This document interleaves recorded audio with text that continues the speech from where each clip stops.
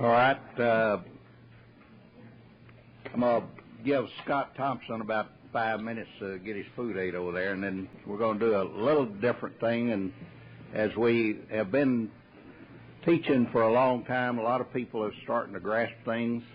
And so Scott is into the sales tax, and he's going to tell you some things about the sales tax, and then we'll give him about 10 minutes or 15. And anyway, he said he didn't know why I did that to him. But anyway, I wanted to start off, says, order in the court. Why lawyers should never ask a witness a question if they aren't prepared for the answer. A southern small-town prosecuting attorney called his first witness to the stand, a grandmotherly elderly woman. He approached her and asked, "Miss Jones, do you know me?" She responded, "Why, yes, I do know you, Mr. Rogers. I've known you since you were a young boy, and frankly, you've been a big disappointment to me. You lie, you cheat on your wife, you manipulate people and talk about them behind their back. You think you're a big shot when you haven't the brains to realize you never will amount to anything more than a two-bit paper pusher. Yes, I know you." The lawyer was stunned. Not knowing what else to do, he pointed across the room and asked, "Miss Jones, do you know the defense attorney?" She again replied, "Well, yes, I do. I've known Mr. Bradley since he was a youngster, too. He's lazy, bigoted, and he has a drinking problem. He can't build a normal relationship with anyone, and his law practice is one of the worst in the entire state. Not to mention he cheated on his wife with 3 different women. Yes, I know him." The defense attorney almost died.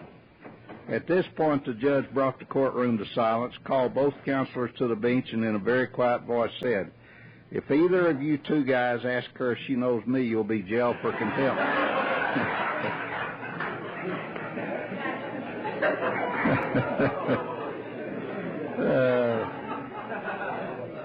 And this one I thought was kind of amusing. It says, "Where did the white man go wrong?"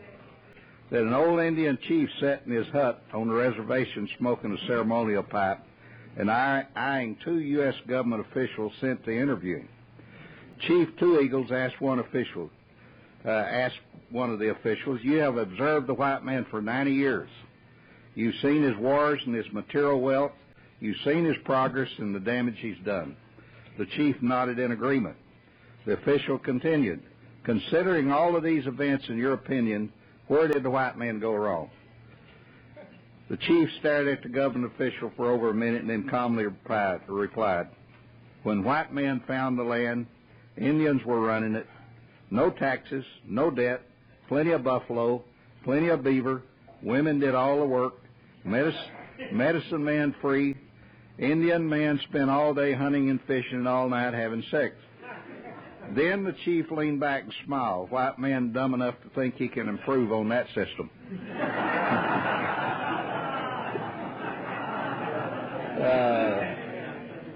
So we're going to have a lot of things now starting to come in about people who are using this all over the country, what we've been talking about.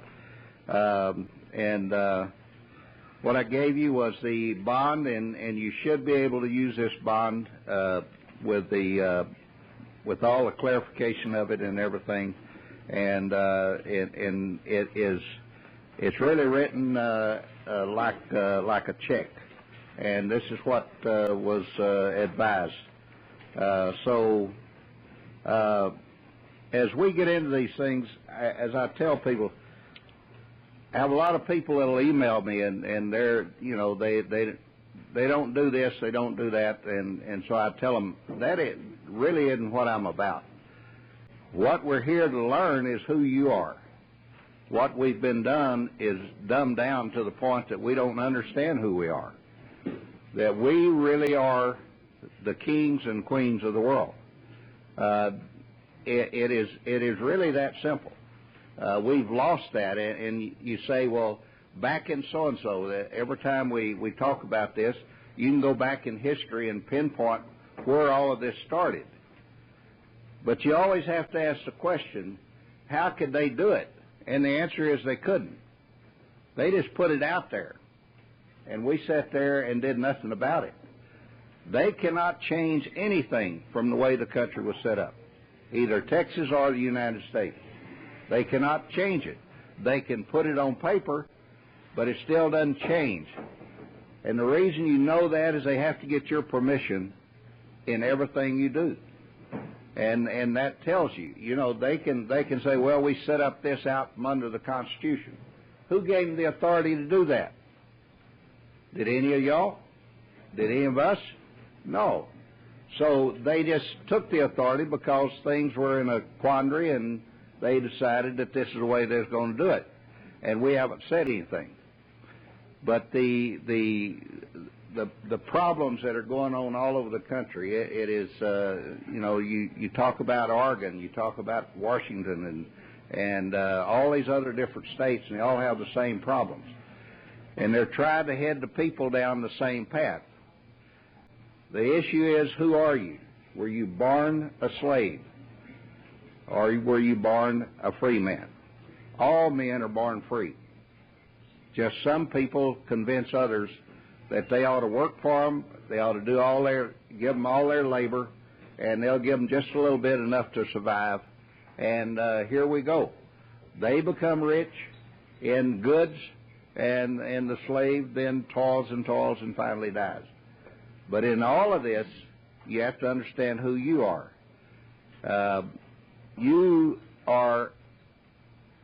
No one was put here to gain control over another person. You are that way. And when you realize it, what you say is what it is. What really happened in the system we're in is that in 1933, we lost our title. Everything is determined by title. Everybody rules by title. The king rules by title. So every little child that's born, he's born a king. But in this country, in 1933, they take that away from you. They put this birth certificate out, and they entitle themselves to now represent you all of your life if you don't, at the age of 21, say enough's enough. You see, you're the one that has the title of sovereign. What they do is entitle themselves to the name sovereign, and they're going to represent you. And they're going to represent you in court. And they're going to represent you down at City Hall. They're going to represent you in everything you do. And we sit here and say, well, I guess that's the way it's supposed to be. And the issue is, what makes a man become meaner and meaner is because he gets his rights taken away from him. And he doesn't know anything else. So a free man, if you totally understand that, if you're a free man and you let everybody else live their life and quit trying to live theirs and just live yours, you all of a sudden realize how much fun it is to live. The problem is that we get into this thing of wanting everybody else to live our lives for us. You know, and we call people my doctor, my lawyer, my preacher, and all of these people are making decisions for us. And there's nobody. All of them are called third parties. From the beginning of time, this is what is wrong with all of us, with the world, is a third party always gets involved in the equation. When the third party gets involved, the two people lose everything they have. People spend their lives working and working and working, and then all of a sudden they have problems. And one of them says, I'm going to get a lawyer. Well, has a lawyer ever been there when you're working? Has he ever produced anything for your family? And the answer is no. But yet, when it happens, people run and get a lawyer. Now, then the other one says, well, if they're going to get a lawyer, I have to get a lawyer. And that's not true. Simply, if one gets a lawyer, the other one says you're fired. There ain't nobody getting into this contract but the ones that made it. But we have this idea that an attorney has a right to get in the middle of everything. A lady was in the federal court the other day. She literally took the court over. And she said she made a mistake right at the end, but she said the attorney was really pouncing on her about it. She turned to him. She said, "Are you trying to represent me? If you are, you're fired." And he just immediately sat down in his chair and didn't say another word. Everybody in the court, she went around and fired him. And she said, "Now I'm leaving." She turned to walk out the door, and all of a sudden the judge spoke up, and he says, "You're not leaving here." Well, there's two marshals standing up by the door, and instead of her turning to the judge and said, "You have nothing to say to me, I fired you, this is my courtroom," she turned around and went back. And he said, "Marshals, get a hold of her and take her out." She had given back what she had spent all this time taken away from her. The issue in all of this is, who are you? What are you going to do when someone wants your rights? And it's all about rights. It's all about venue and jurisdiction. If you can grasp that, if you look at that last 3 pages of the documents I gave you, it's a venue and jurisdiction document. It says that no one. Read it, and it gives you all of the rights. It gives you all the venue and jurisdiction. If you look at the document that I gave you some time ago, it was, I don't think the man's here, but anyway, it was about jurisdiction. And it's a jurisdictional document where it showed exactly how everything was farmed in this country. Everything was farmed, and the people went into a territory, and when they got enough people, they decided, well, they wanted this territory to become a state and to be hooked on to this United States. Well, but the people never were hooked into it. The people always stayed as just people on the land, that they were the inhabitants of the land. They never belonged to taxation, and if you study all these tax ideas, and this is what Scott's going to talk about a little bit in a minute, you'll find out that none of them got their start with the founding of the country. If they weren't here when the country started, you can't add it. You can't take away from it. You cannot go in and start collecting taxes in 1947. You can't go in and start collecting taxes somewhere in 1870, a new tax. What's the newest one was the sales tax. And so Scott's going to come up here, and then I'll get back into talking. He's going to come up here and tell you about the sales tax and what he's learned and some of the experiences. And if any of you want to then get in and study the sales tax issue with him, then you can do so. I was hoping there was another lady supposed to be here, and it's something very interesting that came up. We had the conversation. She was going to come in here and talk also. But it's how you get your property back from them, because they take the title of it, and how you get it back, and it's with documents that has to do with transferring it out of this corporate government into the real government. So anyway, she was in the import-export business, and some things came to light that really are foundational to all this stuff. So I'm going to let Scott talk about 10, 15 minutes, and he's going to tell you about this. Also, the guy on the radio station wanted him to, he said, "I've never had anyone talk about sales tax. So I want him on my program." He says, "Man, you sure got me in a lot of trouble, didn't you?" So now he's got to go. He's got to get there. So here he is.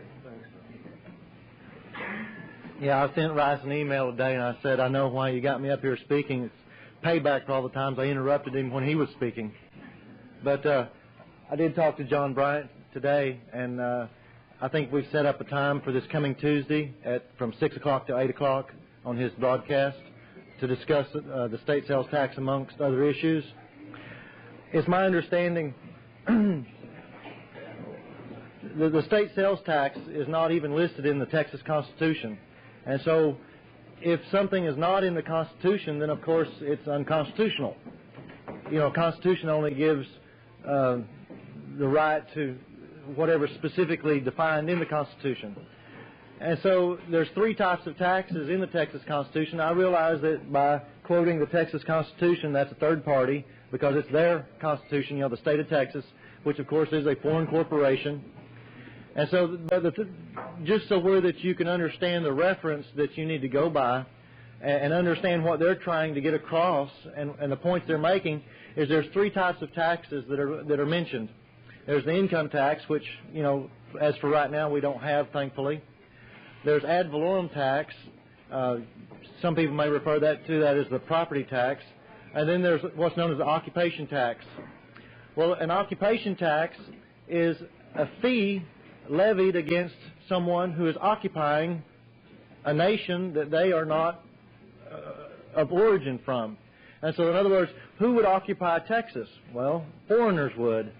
And so anybody or any entity, a legal entity or a person that comes into Texas and wants to conduct their affairs here has to pay a fee known as the occupation tax.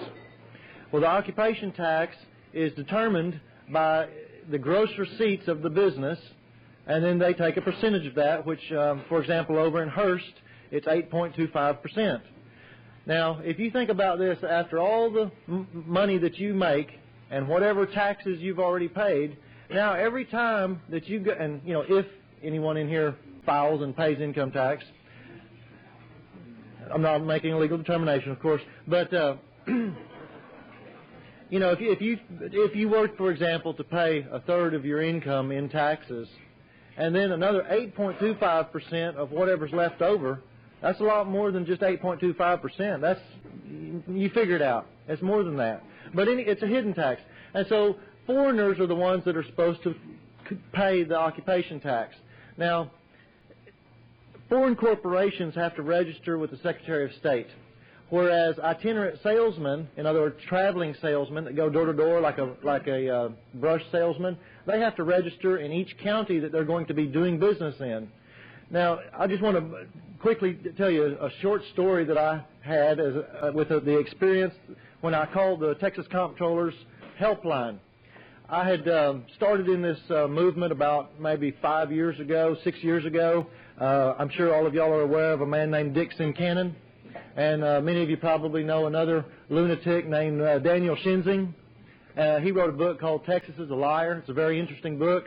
And so I was invited to come to Dick's meetings when he was holding them a few years ago, and Daniel came and gave a talk about the state sales tax issue. Well, being in the retail business, it affects me on a daily basis. And so I started listening to what he was saying. I thought, this is something wrong with this picture. And so I decided to go back and start studying the tax code myself. Now, yes, it's a waste of time because it's a third party. But I became very familiar with it. See, this is back when I was still incompetent, okay? And so what I was doing, I was wanting a third party to make a legal determination for me because I was unable to understand what was going on, but it was due to my inexperience and ignorance. Now, to start at the very beginning, though, I opened up a business about nearly 20 years ago. Of course, I went down to the county courthouse, and I talked to a lady down there, I believe named Henderson, and first I went to the bank, of course, wanted to open up a business checking account. Well, guess what they told me? Well, you got to have a DBA certificate, an assumed name certificate known as a DBA, doing business as. You need a business card, and I'm trying to... Well, yeah, a sales permit. No, thank you very much. How could I forget that? Here I am claiming to be competent, But, and so anyway, the bank says we got to have a tax permit number to open up a formal business account. Well, I went down to open up the assumed name certificate, to petition the government to give me this name. Well, my last name you may address me as Thompson, and so I was going to use Thompson in my business name, which I have done that. And so I asked the lady behind the counter, I said, do I have to have an assumed name? She goes, well, no, but if, and anytime you hear those four words in succession, you better realize what you're dealing with is a socialistic public servant that is trying to entice you to volunteer into their jurisdiction. Well, no, but if, for example, you're going to have a conflict with somebody else that's wanting to use the same business name, then this will merely help establish, if you ever have to go to our court, of course, that you've been using the name the longest. Well, what you didn't tell me was the common law rules, and even in the assumed name chapter of the business code, it says in there that the common law is superior to anything else that takes place. And so whether I have an assumed name certificate or not, as long as I've been using my business name before anybody else, it's mine, and I have that right by the common law. And so I took my DBA, I went down and I volunteered into servitude for a sales tax permit number. You know, I want to work for the government for nothing. I want to be a tax collector. Well, of course, the 13th Amendment says that you can't be made to work as a slave involuntarily. Of course, it doesn't say anything about being able to volunteer to be a slave. And so, you know, in my ignorance and incompetence at the time, I went ahead and applied. As you can tell, it must be voluntary if you're going to apply. Of course, they'll tell you it's mandatory, but I'll get to that here in a second. And so I got this sales tax permit and got my business cards, opened up my business, and for 17 years I dutifully collected and remitted back to the state every penny that I ever collected for them. And, yeah, they're willing to pay me 0.5% of the gross if I pay them on time. Do you know if you collect about $10,000 a month, you're making $5 or so to do about 4 hours of bookkeeping work? You know, if you don't have it on computer. And so I was a good slave, and then, of course, I got married, and I asked my wife to be a slave for me and do this for me. She didn't like it, and I don't blame her. I thought it was a pain, too. And so, anyway, after this meeting with Dixon Cannon and Daniel Shinzing, I got to thinking, you know, there's something to this. And so after a couple of years of study and familiarizing myself with the special definitions in statutes, statutory construction, maxims of law, and how to apply these special definitions, I called up the help desk at the comptroller's office, and a young lady named Candy answered the phone. And I asked her, I said, could you help me understand how how I'm liable to be made to collect the state sales tax? And she said, well, you're a retailer, aren't you? I said, well, according to the common everyday meaning of the word retailer, yeah, you could presume that I am one of those, but the word retailer has a special definition. I said, you do understand special definitions, don't you? Well, no, I don't. What are you talking about? Well, have you read the tax code? No. This is the help desk, isn't it? Yes. And you're here to help me, right? Well, yes. What's your question? Well, I want to know how this applies to me. But, you know, the word retailer, and this is just an example of the conundrum that you get into, there's two parts. There's part A, and it says the word retailer is a person, and of course, as you all know, most of you, the word person has a special definition, which means it's a governmental agency, a corporation, a partnership, a trust, an estate, or any type of legal entity, which is a fictitious created entity by the government, okay, like a corporation. Now, whenever you have a special definition, you also have to use a maxim known as e justum generis. That means that all of the definitions in the special definition have to be of the same type. In other words, you can't mix in natural persons or living souls like us with fictional entities like a corporation in the same special definition. Well, why did they give them a special definition? Well, because they don't want you to use the everyday definition of the word. Otherwise, they wouldn't give it a special definition. And you have to use just the special definition. Now, if you don't know the special definition and you read the word person in statute, you think, well, I'm a person, and that must apply to me. But are you a corporation, partnership, trust, estate, governmental agency, or subdivision, or any other legal entity? Well, no. And so these special definitions are hid in the code, and you have to read through the whole thing to find them. And when you do, you may not even understand what you're reading at the time. And so anyway, I'm talking to her about how this applies to me, and I start dragging in the code and the special definition. Look, I'm not an attorney in bankruptcy proceeding according to B1, and according to B2, I don't deal in auctions, and B3, I'm not a traveling salesman, a representative, or a canvasser. B4, I don't buy and sell resell, or I don't buy and resell cable subscription services through motels and hotels, and B5, I don't do mass marketing through flyers, through the mail. Now, I'm not any of B1 through 5, and up here in A it says a retailer is a person, the kind of which you add up the receipts, and that's how you calculate the tax that has to be remitted. I said, I'm not any of those. How am I a retailer? I don't have time to argue with you about special definitions and applicability, and I've got 2 other phone calls to field. I said, no, Candy, before you hang up on me, this is the helpline, right? Well, yes. I said, you are a public servant, right? Yes. Well, guess what that makes me? Oh, I prefer the word master myself. and that's what I told her. I said, that's right, that makes me your master. And boy, you talk about dead silence on the phone. She could not say anything. And I said, Candy, if you've never read the tax code and you don't understand statutory construction and you know nothing of the maxims of statutory construction, how to apply them, and the special definitions and the applicability to correctly construe the liability, you're incompetent for your position. And by the way, this is what I told her back, and this is before I even met RT. I said, you're incompetent for your position. Funny how I used that term 5 years ago, and now we're talking about its competency and incompetence. And so I declared at that time, unknowingly, that she was incompetent for her position. Well, no, I knew it, but I didn't realize what I was doing at the time. There was a reason why that happened. And I said, I tell you what, why don't you put me through to somebody who can and will be able to help me? Yes, sir. And it changed from like, I don't have time to argue this. If you're a retailer, you're collecting the tax, and that's the bottom line, to, yes, sir. But you just have to tell them that. And once you get that across to them, you'd be amazed how much they change their attitude. So anyway, then she puts me down to the attorneys in the tax policy division. This is where they all hide out, and create these occultic practices down in the basement, to enslave us all. So anyway, I got hold of this guy named Kevin, and you can tell he's an attorney. And I said, Kevin, and he's like, what can I do for you? I'm like, well, I'm having difficulty understanding my liability to have to collect the state sales tax. What can I help you with? Well, do you understand statutory construction? Well, yes.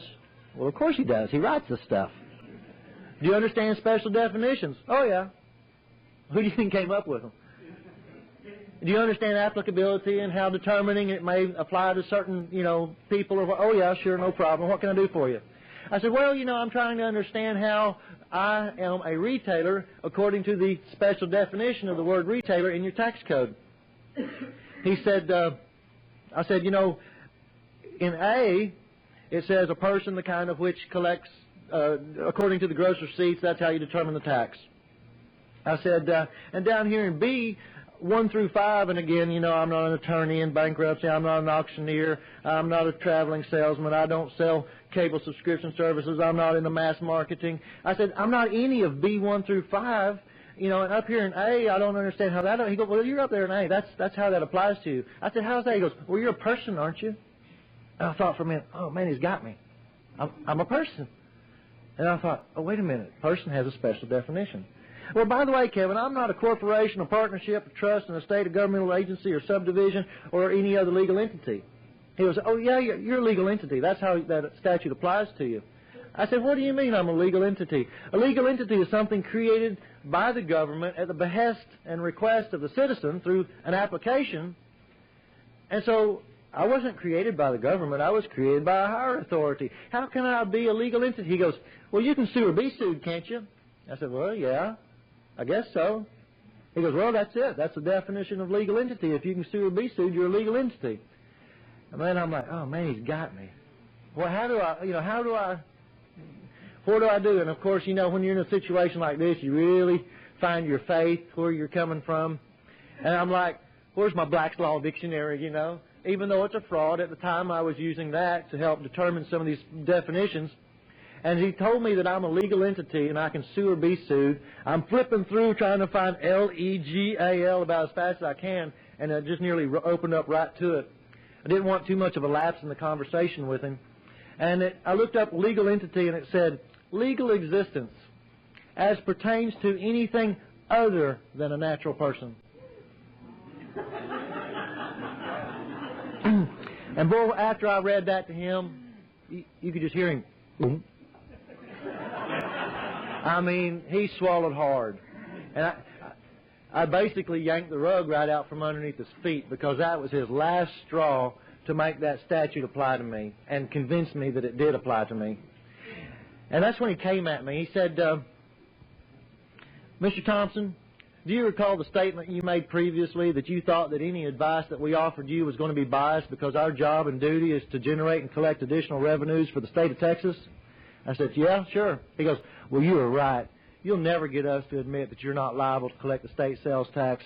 And if you choose to pursue your course of action, we'll fine you $500 a day and sue you in district court. And that's from my public servant.